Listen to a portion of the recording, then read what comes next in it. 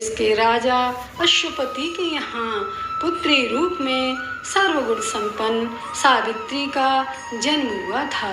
राजकन्या ने धुमत्सेन के पुत्र सत्यवान की कीर्ति सुनकर उन्हें पति रूप में वरण कर लिया था।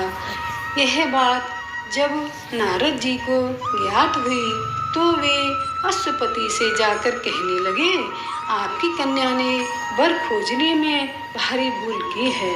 सत्यवान गुणवान तथा धर्मात्मा है, परंतु वह अल्प आयु है और 1 वर्ष के बाद ही उसकी मृत्यु हो जाएगी। नारद जी की यह बात सुनते ही राजा अश्वपति का चेहरा मुरझा गया। उन्होंने अपनी पुत्री को समझाया कि ऐसी अल्प आयु व्यक्ति के साथ विवाह करना उचित नहीं, इसीलिए कोई अन्य वर चुन लो।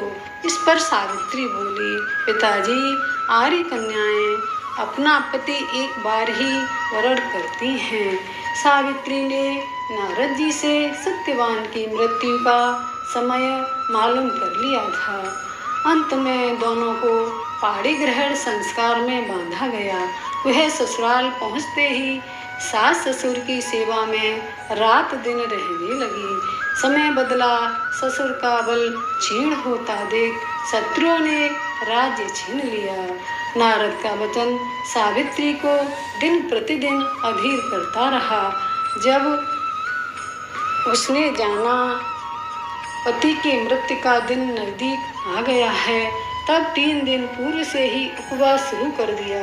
नारद द्वारा कथित निश्चित तिथि पर पितरों का पूजन किया। नित्य की भांति उस दिन भी सत्यवान अपने समय पर लकड़ी काटने के लिए जब चला तो सावित्री भी सास ससुर की आज्ञानुसार चलने को तैयार हो गई।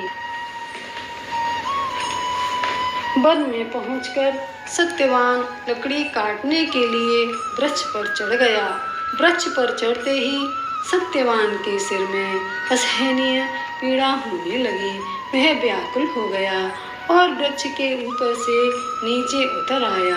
सावित्री अपना भविष्य समझ गई तथा अपनी जंघा पर सत्यवान को लिटा लिया।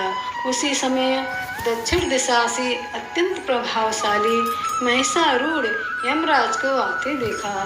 धर्मराज सत्यवान के जीव को जब लेकर चल दिए तो सावित्री भी उनके पीछे पीछे चल दी। यमराज ने उसे देवी विधान सुनाया, पत्न उसकी निष्ठा देखकर वर मांगने को कहा। सावित्री बोली, मेरे सास ससुर वनवासी तथा अंधे हैं, उन्हें आप दिव्य ज्योति प्रदान करें। यमराज ने कहा, ऐसा ही होगा, अब लौट जाओ। यमराज की बात सुनकर उसने कहा, भगवान, मुझे अपने पतिदेव के पीछे पीछे चलने में कोई परेशानी नहीं है। पति अनुगमन ही मेरा कर्तव्य है। यह सुनकर उन्होंने फिर वर मांगने को कहा। सावित्री बोली, हमारे सास ससुर धुमत्सेन का राज्य छिन गया है, उसे वह पुनः प्राप्त कर लें तथा धर्मपरायण हों। यमराज ने यह वर भी देकर लौट जाने को कहा, परंतु उसने पीछा नहीं छोड़ा। अंत में यमराज ने फिर वर मांगने को कहा। सावित्री बोली, हे भगवान, मेरे 100 पुत्र हों। यमराज ने कहा, तथास्तु। सावित्री फिर यमराज के पीछे पीछे चलने लगी और बोली, पति को आप ले जा रहे हैं, मेरे 100 पुत्र कैसे होंगे।